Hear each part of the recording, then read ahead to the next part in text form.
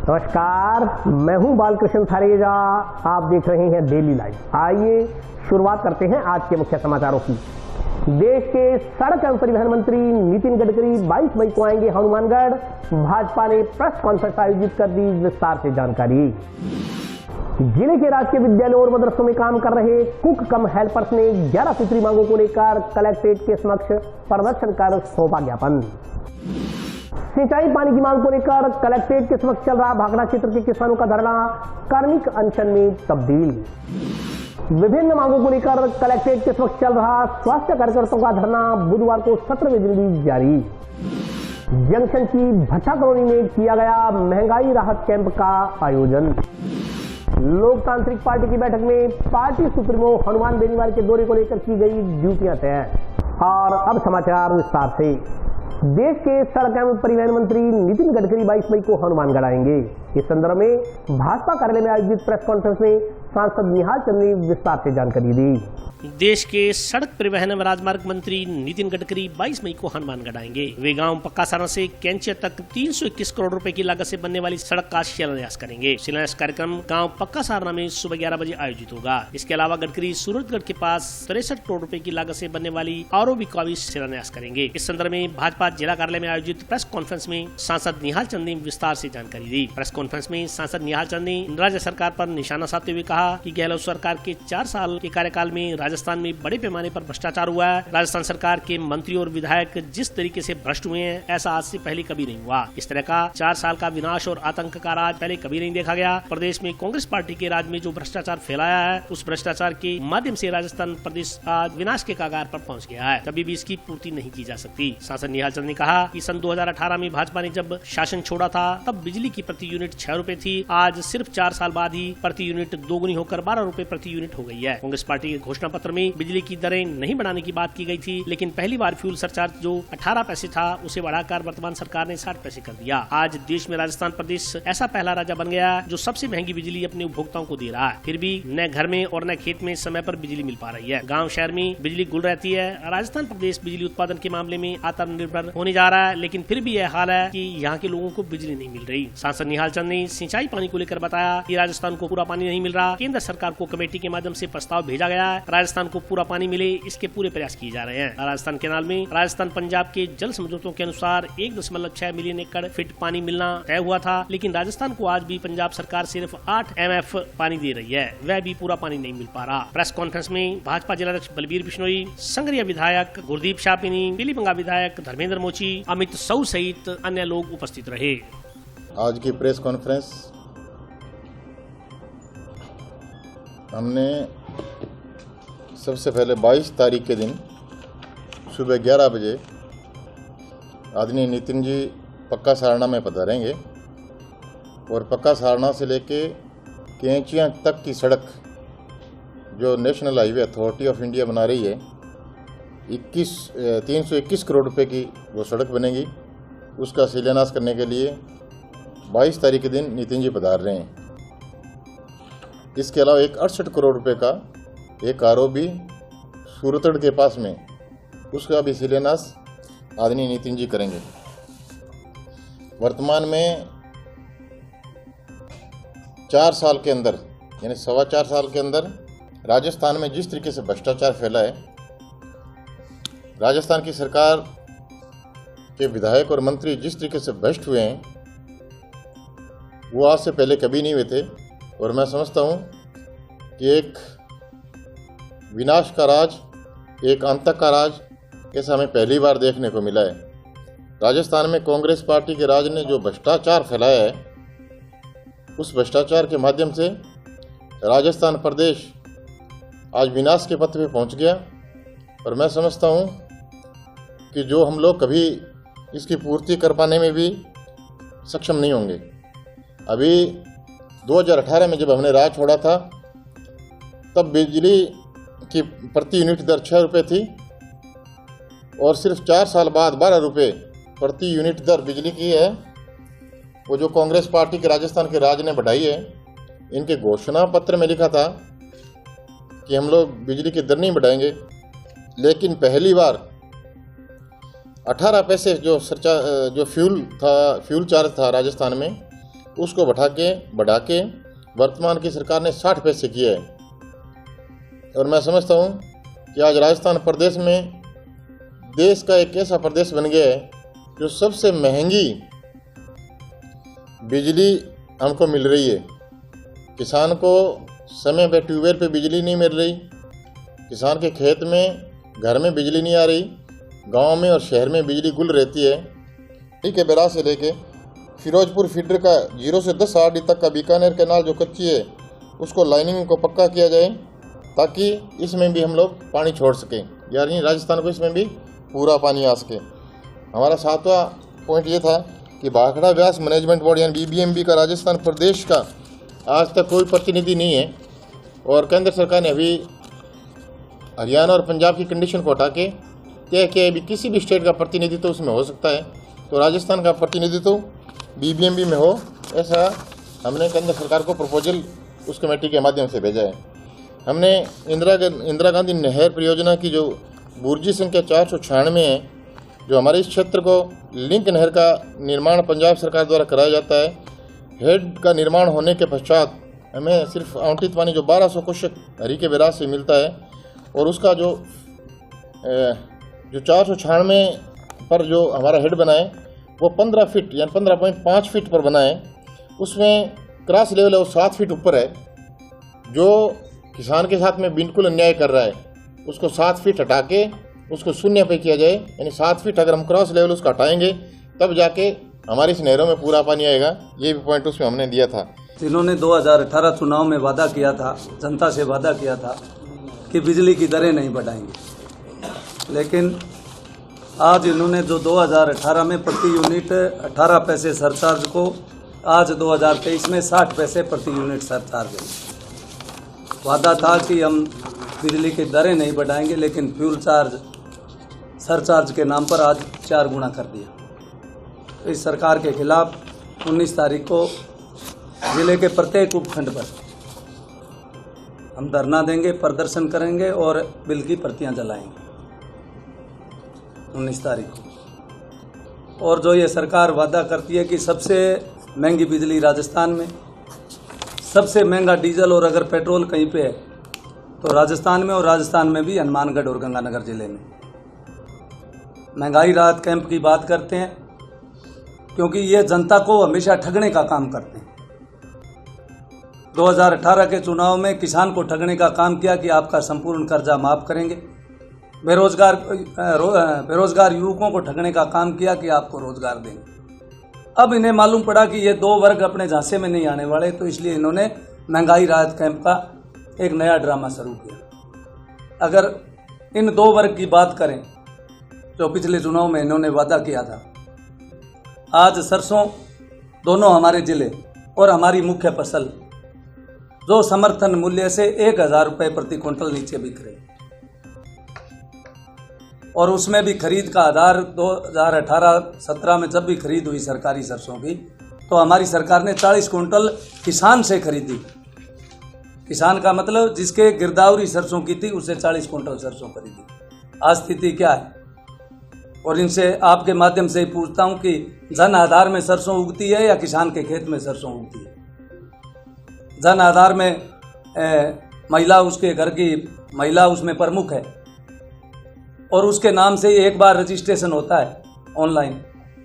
अगर महिला के नाम जमीन है और उसमें भी सरसों है और उस घर में उसके बेटे के नाम भी जमीन है और उसमें सरसों है, तो 25 क्विंटल भी नहीं खरीद रहे। अगर 3 उसमें उस जन आधार में 3 सदस्य, तीनों के नाम जमीन है, तो वो तो 8 क्विंटल या खरीद कहाँ रहे हैं? किसान के साथ धोखा कर रहे हैं। एलडी कट के नाम से लोगों को नाजायज परेशान किया जा रहा है, जबकि न उसका समय है न उसका कोई व्यवस्था की तय है। और अचानक ही जब से कार देते जब पता करती है तो एलडी कट से सबसे बड़ा नुकसान क्या होता है? एक तो इस गर्मी के अंदर पानी की दिक्कत आ रही है, पानी की सप्लाई नहीं हो रही है। दूसरी बात है दूर दराज एरिया, आप इधर अरदास वाली पल्लू एरिया में जाओ ना, तो वहाँ लोगों की स्थिति देखो तो बड़ी दर्दनाक। सरकार करी काम ये कर रही है, वहाँ लोग पानी के लिए तरस रहे हैं, खेती के लिए ट्यूबवेल के लाइट नहीं मिल रही है। दूसरी बात, यदि लाइन फॉल्ट आ जाती है तब इनके पास खंभे नहीं है, तार नहीं है, और जो ट्यूबवेलों को कनेक्शन पेंडिंग पड़े हैं वो आज तक वो सूची वेइंग में पड़ी है। जबकि धाड़ियाँ जोड़ने की बात आई, अब भी सामने आई थी, एमपी साहब ने बताई थी। राजस्थान सरकार ने अपना कोई धर्म नहीं निभाया और गत भारतीय जनता पार्टी सरकार के बाद में इसने धाड़ी योजना के अंदर एक भी कनेक्शन नहीं किया। परंतु आज मुझे दुख इस बात का है कि हमें एमएलए कोटे से वो लाइटें देनी पड़ रही है। एमएलए कोटे से एक एक धाड़ी के लिए हम देने के लिए तैयार है, पर सरकार ने उस पर भी राइडर लगा दिया कि कम से 5 और 7 धाड़ियों के ज़्यादा मतलब नहीं होने की पर आप लाइट नहीं दे सकते। जबकि सिंगल धाड़ी वाला आज भी वो सीतामेटा जहाँ उन्होंने सौभाग्य योजना बंद कर दी और धाड़ी योजना के अंदर जो 100 मीटर योजना थी वो भी उन्होंने बंद करके 50 मीटर कर दी। और आज ट्यूबवेल के और घरेलू कनेक्शनों के लिए भी लोगों को चक्कर लगाने पड़ रहे हैं। डिमांड नोटिस उनके जारी हो चुके हैं, पैसे उनके जमा हैं और ठेकेदार के हवाले ये सारा काम छोड़ दिया है, जिसके कारण से स्पष्ट होता है कि भ्रष्टाचार के कारण ये लोग घर बैठ के ठेकेदार भी काम करना बंद कर दिए, उनको पेमेंट नहीं हो रहे हैं। इनके कमीशन इतना है, जो अध्यक्ष जी ने बताया जिलाधीश जो कमीशन है वो सत्यता बात है। और आज राजस्थान भ्रष्टाचार के अंदर अव्वल है, चाहे थाने में चल जाओ, चाहे तहसील में चल जाओ। जिले के राजकीय विद्यालयों और मदरसों में काम कर रहे कुक कम हेल्पर्स ने 11 सूत्री मांगों को लेकर कलेक्ट्रेट के समक्ष प्रदर्शन कर ज्ञापन सौंपा।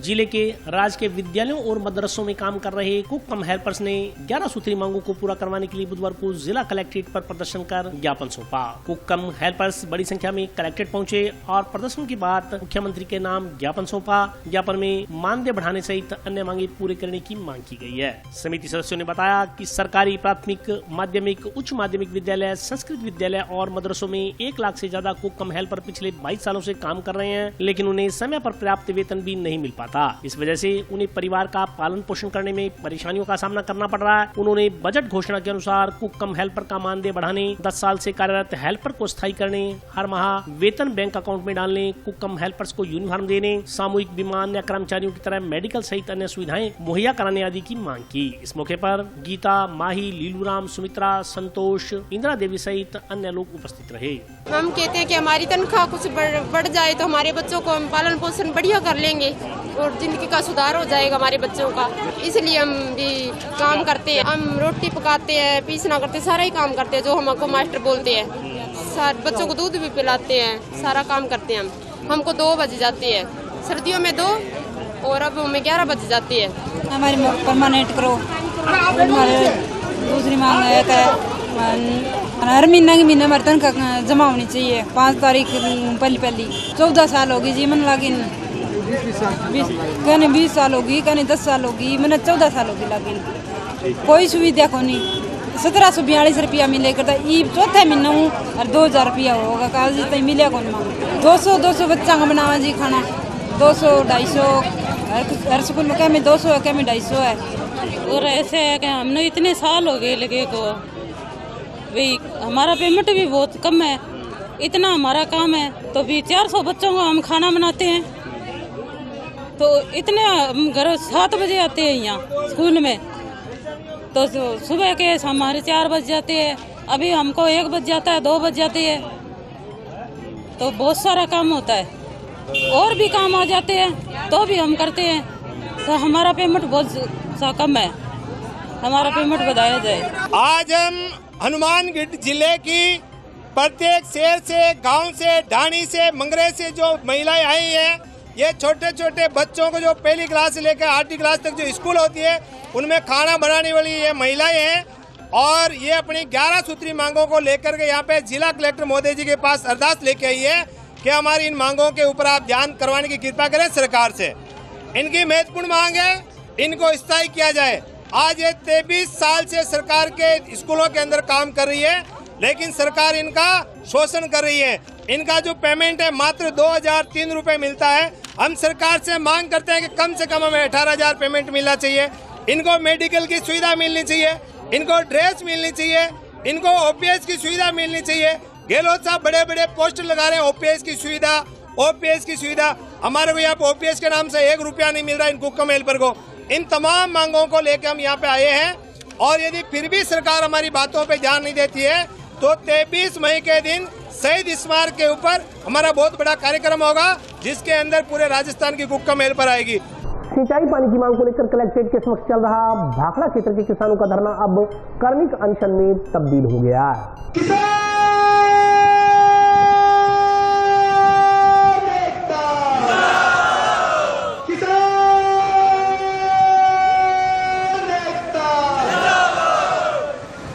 भाखड़ा सिंचाई प्रणाली में निर्धारित पानी देने की मांग को लेकर किसानों का बेमियादी धरना बुधवार को 7वें दिन भी जिला कलेक्ट्रेट के सामने जारी रहा। संयुक्त किसान मोर्चा के बैनर तले चल रहे धरने पर बुधवार को भी काफी संख्या में किसान जुटे। बुधवार को भी किसान प्रतिनिधियों ने चेतावनी दोहराई कि पानी लिए बगैर बेमियादी पड़ाव से नहीं हटेंगे। किसानों ने कहा कि उन्होंने बुधवार से कर्मिक अनशन शुरू कर दिया है। कर्मिक अनशन के दौरान रोजाना किसान बारी बारी से पानी के लिए धरने पर बैठेंगे और सरकार को पानी देने के लिए मजबूर करेंगे। उन्होंने कहा कि इस पर भी यदि बात नहीं बनी तो और कड़े कदम उठाए जाएंगे। इससे पूर्व कोर कमेटी की बैठक बुलाई जाएगी। बैठक में जो भी निर्णय होगा उसे लागू किया जाएगा। किसानों ने आरोप लगाया कि पिछले एक हफ्ते से किसान कलेक्ट्रेट के सामने पड़ाव डालकर बैठे हैं, लेकिन प्रशासन और सिंचाई विभाग की भारी संवेदनहीनता के चलते भाखड़ा सिंचाई परियोजना क्षेत्र के किसानों को उनके हिस्से का पानी नहीं मिल पा रहा। प्रशासन व सिंचाई विभाग के अधिकारी आंदोलन किए बगैर जागते ही नहीं। किसान 1200 क्यूसेक पानी चलाने की मांग कर रहे हैं, लेकिन विभाग 800 क्यूसेक पानी भी पंजाब से नहीं ला पा रहा है। किसान अपने हक का पानी मांग रहा है। भाखड़ा के किसानों की समस्या का कोई समाधान नहीं निकाला जा रहा। सिंचाई विभाग के अधिकारी कह रहे हैं कि पानी के लिए प्रयास किए जा रहे हैं। उन्होंने आरोप लगाया कि सिंचाई विभाग को प्रयास करते हुए 2 माह का समय बीत गया। नरमे की बिजाई का समय निकल रहा है। किसानों को अपने परिवारों को छोड़कर कलेक्ट्रेट के सामने आंदोलन करने को मजबूर होना पड़ रहा है। पिछले 2 माह से सिंचाई विभाग के लिए किसान सड़कों पर धक्के खा रहा है, लेकिन बहरी गूंगी सरकार सुनने को तैयार नहीं है। मैं वहाँ गए थे, कलेक्टर साहब ने बुलाया। उन्होंने कहा कि आपकी 6 मांगे पूरी कर दी गई है और आप यहाँ से खड़े हो जाए। तब हमने कहा कि हम कैसे खड़े हो जाएंगे, ये बताओ। हमें पहले पानी चाहिए, हमें वो 6 मांगे नहीं चाहिए।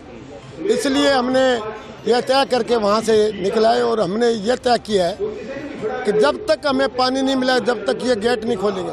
और यहाँ से इतनी जल्दी जाने वाला किसान नहीं है। किसान बड़ा त्रासित हो चुका है। पानी की, पेयजल की बड़ी उस एरिया में बहुत विकट समस्या है। उसके साथ साथ अगर बिजाई का टाइम हमारा निकल गया तो हम यहाँ फिर किस लिए बैठे हैं। मैं कलेक्टर महोदय से कहना चाहता हूँ, एससी और चीफ से कहना चाहता हूँ कि 10 मिनट यहाँ बैठ के देखें ना नीचे, उनको पता चले कि हम कहाँ बैठे और कहाँ नहीं बैठे। जो अन्न पैदा करता है, देश को चलाता है, और उसको इस तरह से भिखारी की तरह बिठा रखा है। हम भिखारी की तरह नहीं बैठने वाले। हम अपना हक लेके जाएंगे। हक के साथ हक और हुकूमत नहीं चलने देंगे। किसानों का धरना भाखड़ा में नहरों में पानी को लेकर पिछले 11 तारीख से महापड़ा हुआ जो कलेक्टर ऑफिस पर जारी है। आज 21 किसान जो है आमरिक अनशन पर बैठे हैं और राजस्थान सरकार से हमारी परसों मीटिंग हुई थी, लेकिन अभी तक कोई हमें संयुक्त निर्णय नहीं मिला गया है। लगातार पिछले दिनों से पंजाब सरकार से भी हमारी बातचीत चल रही है, लेकिन कोई भी अच्छा निर्णय हमारे पास अभी तक नहीं पहुंचा है। और जब तक भाखड़ा की नहरों में पानी नहीं आ जाता, तब तक ये किसानों का महापड़ाव इसी तरह जारी रहेगा। पिछले 1 महीने से लगातार भोंपू बजा बजा कर, सड़कें जाम करके और इनके पास जाकर वार्ता कर करके, इनकी मिन्नतें कर करके हमने बहुत प्रयास किए कि भाखड़ा के किसान को पानी मिल जाए ताकि वो बिजाई कर सके।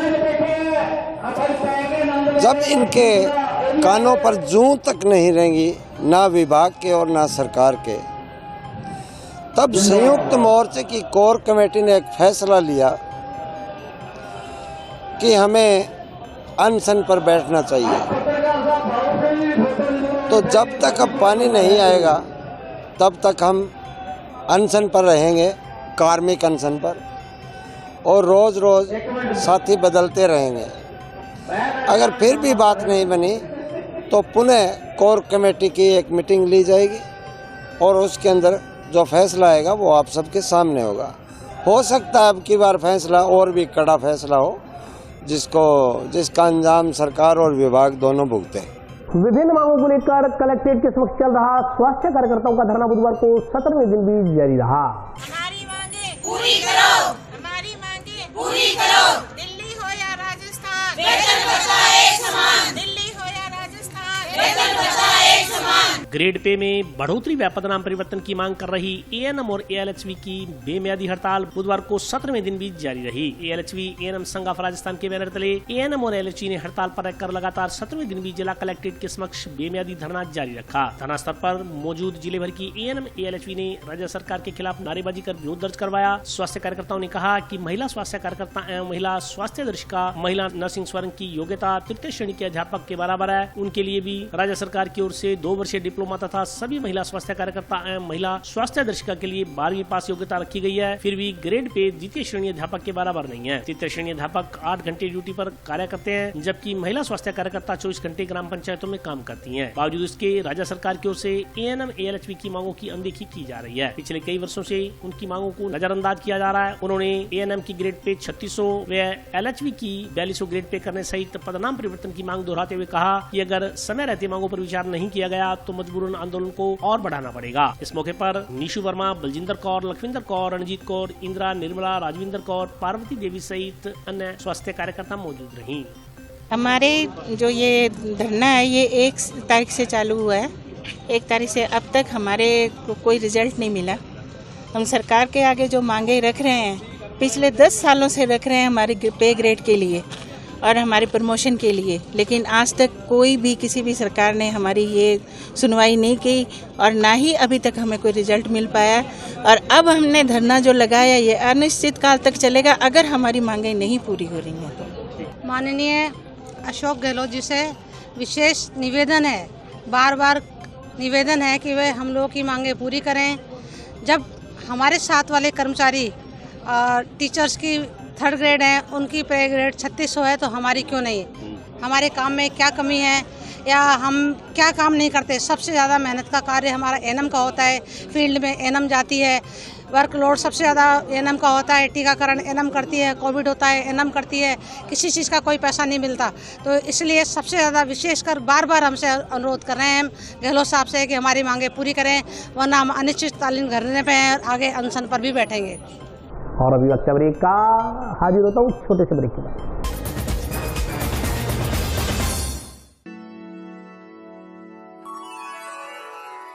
यूं तो कई बार मुझे हंसते देखा है, पर ये हंसी कुछ और है। ये गहना मुझ पर जचता है, पर ये महज एक गहना नहीं, ये रूपरेखा है मेरे मन की, हंसती खिलखिलाती लहरों की, जो आतुर थी अब तक मुझ पर सजने को। इसलिए ये गहना ही मेरा सच्चा श्रृंगार है, श्रृंगार है, श्रृंगार है।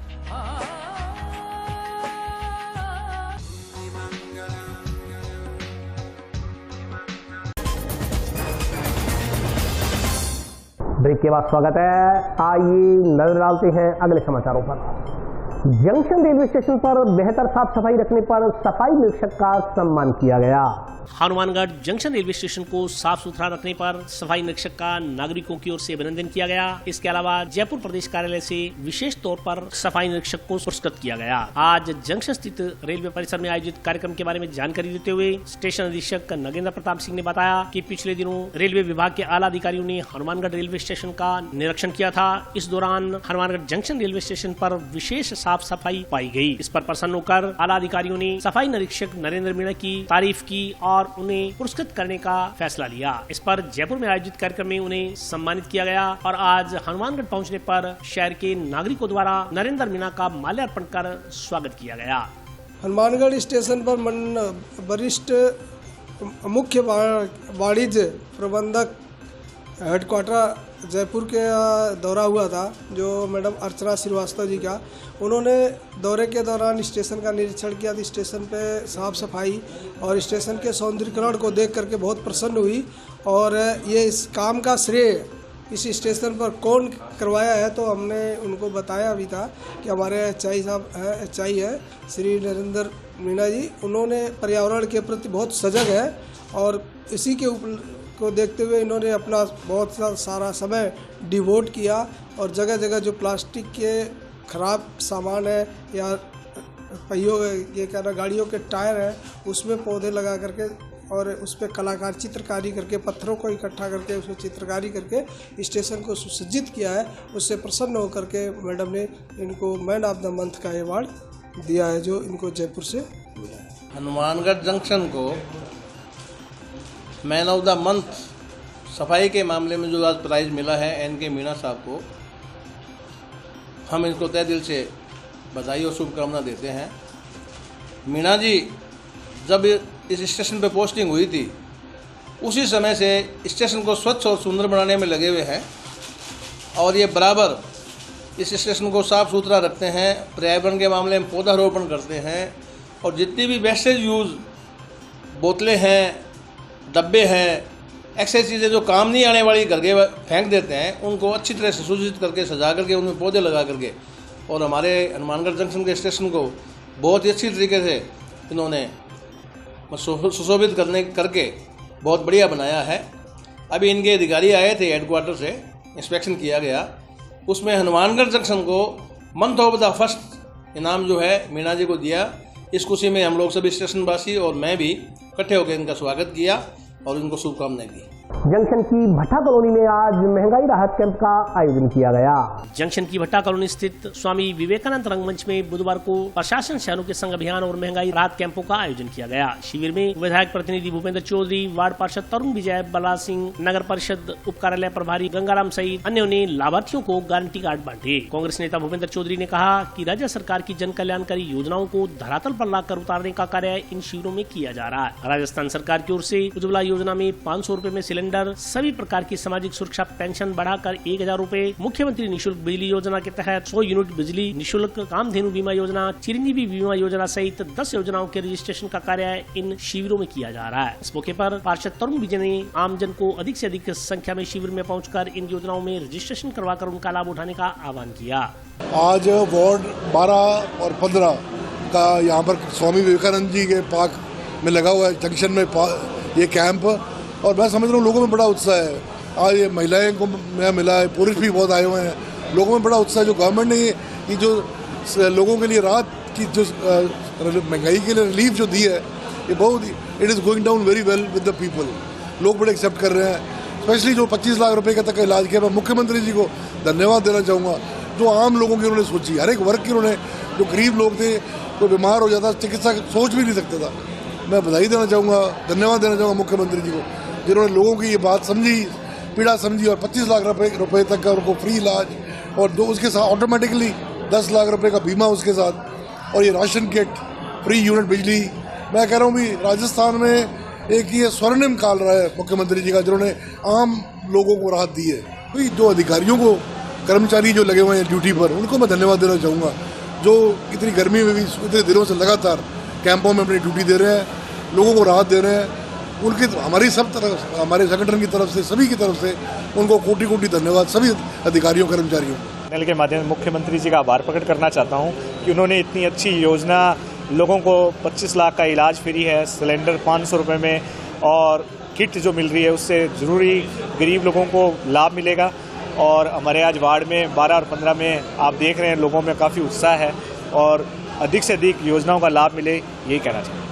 लोकतांत्रिक पार्टी की एक बैठक जंक्शन स्थित जाट धर्मशाला में आयोजित की गई। बैठक में पार्टी प्रमुख हनुमान बेनीवाल के दौरे को लेकर कार्यकर्ताओं की ड्यूटियां तय की गई। राष्ट्रीय लोकतांत्रिक पार्टी के पदाधिकारियों की बैठक बुधवार को जंक्शन स्थित जाट भवन में आयोजित की गई। बैठक में कलेक्ट्रेट के समक्ष 1200 क्यूसेक पानी लेने की मांग को लेकर पिछले एक हफ्ते से आंदोलन कर रहे भाखड़ा क्षेत्र के किसानों को समर्थन देने के लिए हनुमानगढ़ आ रहे राष्ट्रीय लोकतांत्रिक पार्टी के सुप्रीमो हनुमान बेनीवाल की दौरे की तैयारियों को लेकर चर्चा की गई। बैठक में बोलते हुए जिलाध्यक्ष विजय सिंह बेनीवाल ने बताया कि हनुमान बेनीवाल किसानों के आंदोलन को समर्थन देने के साथ साथ किसानों की लड़ाई को मजबूती से लड़ने के लिए गुरुवार सुबह 11 बजे हनुमानगढ़ जंक्शन पहुंचेंगे। उनके साथ 200 से 300 गाड़ियों का काफिला होगा। प्रदेश कार्य समिति सदस्य प्रभु पाचार ने बताया कि हनुमान बेनीवाल जब कभी भी जिस किसी संघर्ष या समस्या समाधान के लिए जाते हैं, उस संघर्ष में जीत कर और समस्या का समाधान करवा कर ही लौटते हैं। उन्होंने कहा कि भाखड़ा क्षेत्र के किसानों को हर वर्ष नहरबंदी के दौरान सिंचाई पानी नहीं मिल पाता, जिससे मजबूरन किसानों को अपना घर बार छोड़कर सड़कों पर उतरकर आंदोलन करना पड़ता है। लेकिन इस बार हमें आशा ही नहीं, पूर्ण विश्वास है कि हनुमान बेनीवाल वर्षों से चली आ रही समस्या का समाधान समाधान करवाते हुए सिंचाई पानी की उपलब्धता सुनिश्चित करवा कर ही जाएंगे। बैठक में राजपाल चौधरी, कपिल सारण, रमेश भादु, जयसिंह बेनीवाल, रितेश बेनीवाल, केवल काकड़, महेंद्र कड़वा, रमेश जांगू, कपिल भादु सहित अन्य कार्यकर्ता मौजूद रहे। भाखड़ा सिंचाई परियोजना के जो किसान है भाखड़ा के जो अंडर पिछली 11 तारीख से हनुमानगढ़ कलेक्ट्रेट के सामने अपनी पानी की मांग को, सिंचाई पानी की मांग को लेकर धरना स्थल मौजूद है। राष्ट्रीय लोकतांत्रिक पार्टी के सुप्रीमो श्रीमान हनुमान बेनीवाल जी इस धरने सिंचाई पानी की उपलब्धता पूरी करवाने के लिए, सिंचाई पानी है जो दिलवाने के लिए भाखड़ा के किसानों को कल हमारे बीच में सुबह 12 बजे उपस्थित होंगे।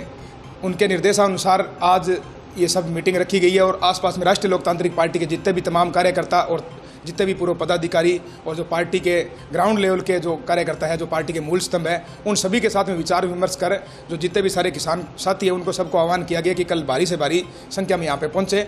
राष्ट्रीय लोकतांत्रिक पार्टी के सुप्रीमो हमारे बीच में आएंगे। जो किसानों की काफ़ी टाइम से, ये हमेशा की बार है, अब की बार नहीं है कि 70 दिन की बंदी आ गई, 90 दिन की बंदी आ गई, ये किसानों की समस्या हमेशा से रहती है। तो अब की बार हम भी यही चाहते हैं और सारे किसान भी यही चाहते हैं और राष्ट्र नेताजी ने भी यह आश्वासन दिया भी प्रॉपर जिस तरीके से समस्या जो बारी बारी किसानों को झेलनी पड़ रही है उसका पूर्णतः समाधान किया जाए ताकि किसानों को बारी बारी समस्या का सामना नहीं करना पड़े।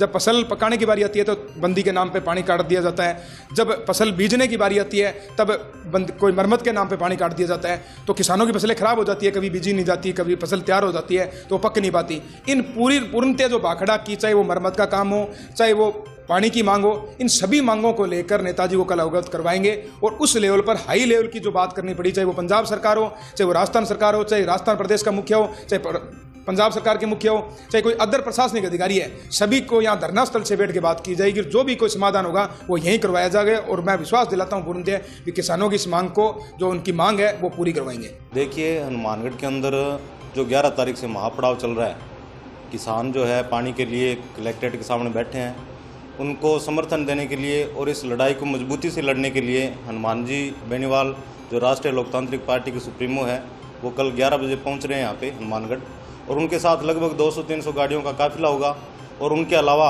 अपने एरिए के लगभग 1500-2000 जो अपने किसान साथी हैं जो हनुमान जी से जुड़े हुए हैं वो भी होंगे और उनके अलावा 3-4 हज़ार जो डेली यहाँ किसान आ रहे हैं वो भी होंगे और उनकी लड़ाई आर पार की होगी। उनका एक ही निर्णय होता है कि जहाँ जाते हैं और जिस निर्णय के लिए जाते हैं वो वहाँ से उनका हल होता ही है, वो उस फैसले पर अडिग होते हैं। इसलिए जो पानी की मांग है, ये मान के चलो कि हनुमान जी जब आएंगे तो वो यहाँ से पानी छुड़वा कर नहरों में ही जाएंगे। और आज के लिए बस इतना ही। कल फिर हाजिर होता हूँ नए समाचारों के साथ, तब तक के लिए नमस्कार।